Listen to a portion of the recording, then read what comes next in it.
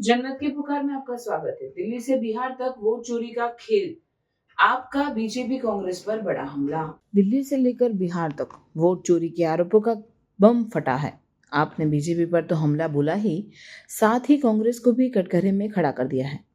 Party की प्रवक्ता प्रियंका कक्कड़ का दावा है 65 लाख वोटरों के नाम रहस्यमयी तरीके से लिस्ट से गायब कर दिए गए और चुनाव आयोग जवाब देने के बजाय चुप्पी साधे है। लेकिन ये सिर्फ बीजेपी की कहानी नहीं, कांग्रेस की चुप्पी पर भी सवाल उठ रहे हैं। तो क्या लोकतंत्र की जड़ें हिल रही है? क्या चुनाव आयोग पर से उठ रहा है भरोसा? आइए जानते हैं पूरा मामला। देश ने दुर्भाग्यपूर्ण एडवांसमेंट किया है फ्रॉड, चीटिंग, धोखाधड़ी में, उसमें कांग्रेस का भी बहुत बड़ा हाथ है। कांग्रेस बिल्कुल चुप्पी साधी रही जब हमने उनको बताया कि कैसे गुजरात में हमारे विधायक हमारे candidate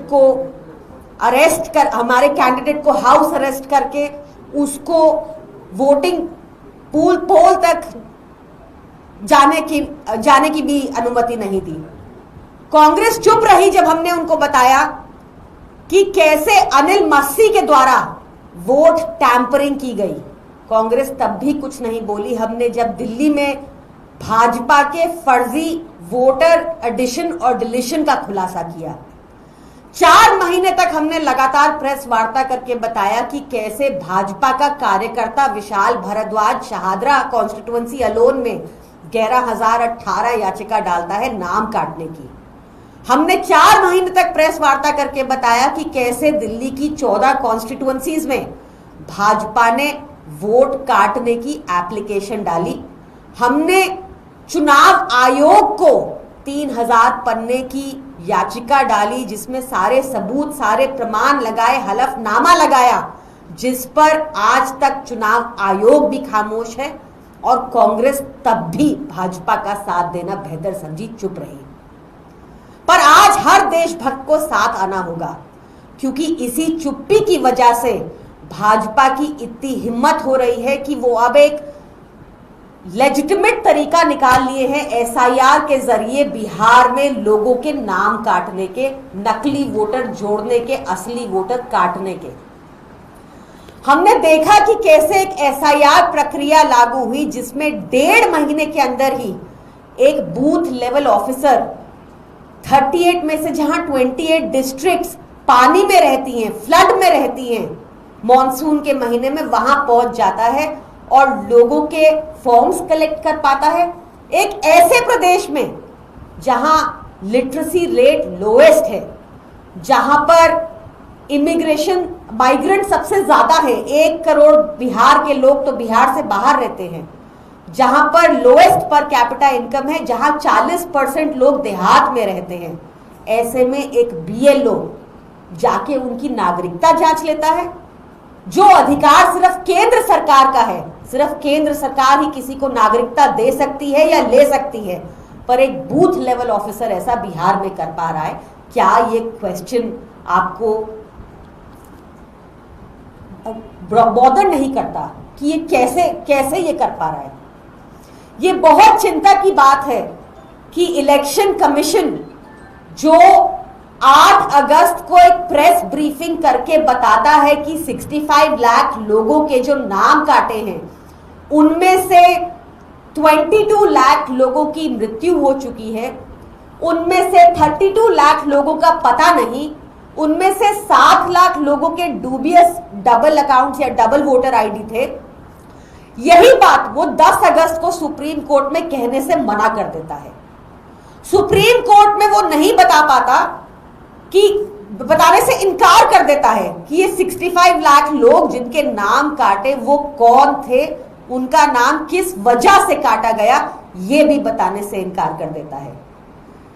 this is a huge question mark on the integrity of the election commission. सरकारें आती जाती रहेंगी, पर इलेक्शन कमीशन को पार्टी पॉलिटिक्स से उठकर निष्पक्षता से अपने मोटो पर चलना होगा, that no voter should be left behind. आज उन 65 लाख लोगों के नाम दिखाने से क्यों कतरा रहा है इलेक्शन कमीशन?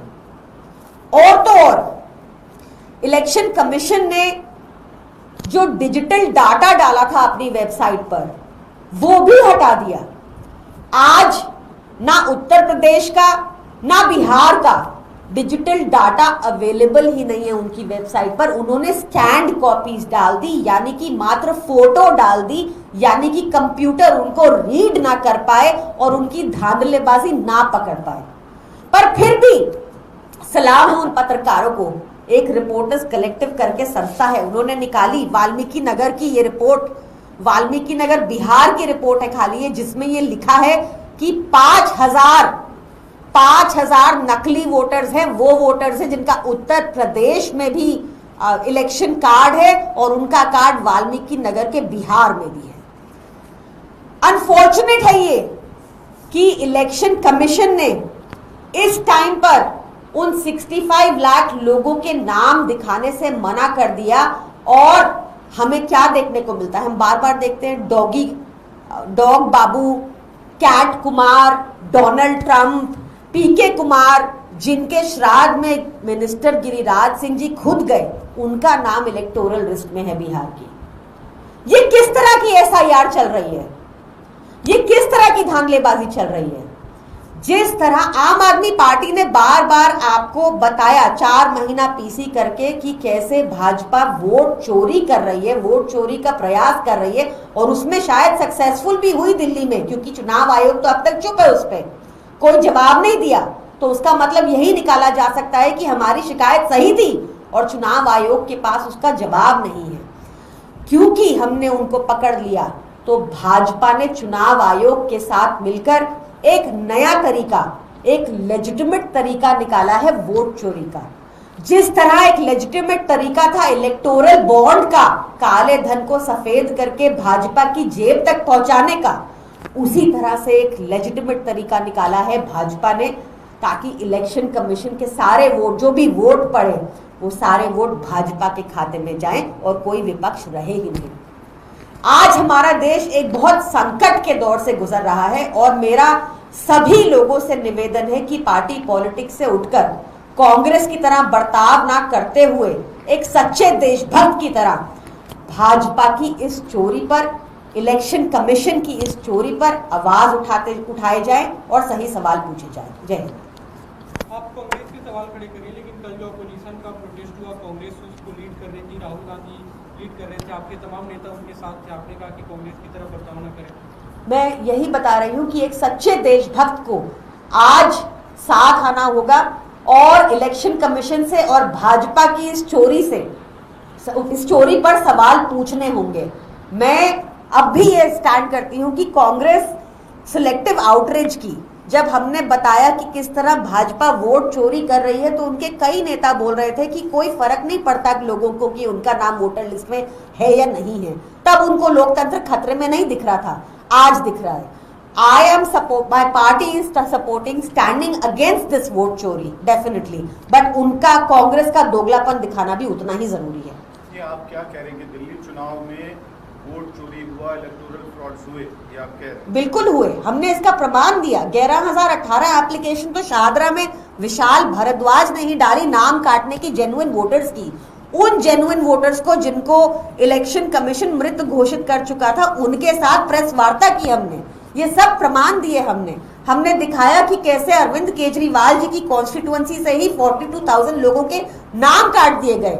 ये 42,000 लोगों ने वोट दिए थे लोकसभा में। जिस तरह अभी 65 लाख लोग जिनके नाम काटे गए, उन्होंने वोट दिया बकायदा लोकसभा में। 4 जून के इलेक्शन को रद्द क्यों नहीं करती, फिर जो प्रमाण आए थे उनको रद्द क्यों नहीं करती इलेक्शन कमीशन, अगर ये 65 लाख लोग फर्जी थे?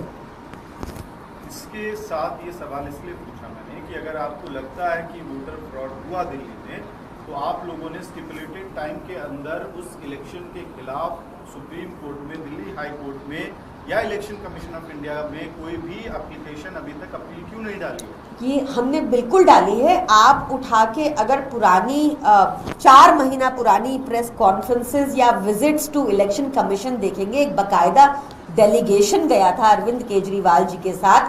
3000 पन्ने की हमने कंप्लेंट डाली प्रमाण सहित, हलफनामे सहित, और आज तक उस पर जवाब नहीं आया। अगर इलेक्शन कमीशन उस पर जवाब नहीं दे पा रहा तो इसका क्या मतलब निकाला जाए? रिजल्ट के बाद नहीं गए ना आप लोग? देखिए, that is a different matter. वो अलग, there are two kind of laws इसमें। हमने इलेक्शन कमीशन को बिल्कुल स्टिपुलेटेड टाइम के अंदर सारे कानूनों का पालन करते हुए हमने कंप्लेंट डाली थी। इलेक्शन कमीशन ने आज तक उसका जवाब नहीं दिया। विपक्षी पार्टियों से पूछने की बजाय मुझे लगता है बहुत जरूरी है इलेक्शन कमीशन से ये सवाल करने। आपने कहा दिल्ली चुनाव को निरस्त करना चाहिए, चुनाव आयोग को आपने बिल्कुल करना चाहिए। जो भी अगर ये मुझे लगता है कि बिहार में अगर 4 जून 2024 को जो रिजल्ट आए जिसमें 65 लाख लोगों ने वोट डाला था, अगर ये 65 लाख लोग फर्जी हैं अब, तो वो रिजल्ट को बिल्कुल रद्द करना चाहिए। दिल्ली में भी जो हमने कंप्लेंट डाली थी और अब जैसा सामने आ रहा है कि इलेक्शन कमीशन ने भी कोई जवाब नहीं दिया उस पर, और हमने बकायदा प्रमाण सहित ये सारी कंप्लेंट्स डाली थी, तो उन चुनावों को भी रद्द करना चाहिए। आप एसआईआर के मुद्दे पर विपक्ष के साथ खड़े होते हैं, विपक्ष के साथ बात करते हैं, प्रोटेस्ट में जाते हैं, लेकिन सवाल ये है कि विपक्ष खासकर कांग्रेस एक बार भी दिल्ली चुनाव के जिक्र जो है वो नहीं करती है। वो महाराष्ट्र चुनाव का जिक्र करते हैं, वो कर्नाटक चुनाव का जिक्र करते हैं, लेकिन दिल्ली में रिगिंग हुई है या इस तरीके से किसी तरीके से वोट चोरी हुई, जिस तरीके का आरोप लगा रहे हैं, वो उसका जिक्र तक नहीं करते। आपने बहुत ही अच्छा ऑब्जर्वेशन ये किया है and I agree with you. ये भी दिखाता है ना कि कांग्रेस का दोगलापन, उनको अभी भी सिर्फ अपने स्टेट्स में वोट चोरी दिख रही है 10 महीने बाद, 1 साल बाद। जो चोरी हाल ही में हुई जिसके हमने प्रमाण सामने रखे ना, उस टाइम कांग्रेस उस पर कुछ बोली और आज भी दिल्ली पर कुछ बोलने को तैयार नहीं है। देखिए, ये मुद्दा आज देशभक्ति वर्सेस देशद्रोहियों का मुद्दा हो गया है। आज हर किसी देशभक्त को साथ खड़ा होना चाहिए और इलेक्शन कमीशन से सवाल पूछने चाहिए, क्योंकि ये चुनाव में एक लेजिटिमेट तरीका निकाला है वोट चोरी का, तो it is something beyond party politics and above party politics. अगर आपने हमारा अभी तक चैनल सब्सक्राइब नहीं किया है तो कृपया चैनल सब्सक्राइब कर लें, लाइक करें, शेयर करें, कमेंट करें। तो मिलते हैं फिर किसी और खबरों के साथ। नमस्कार।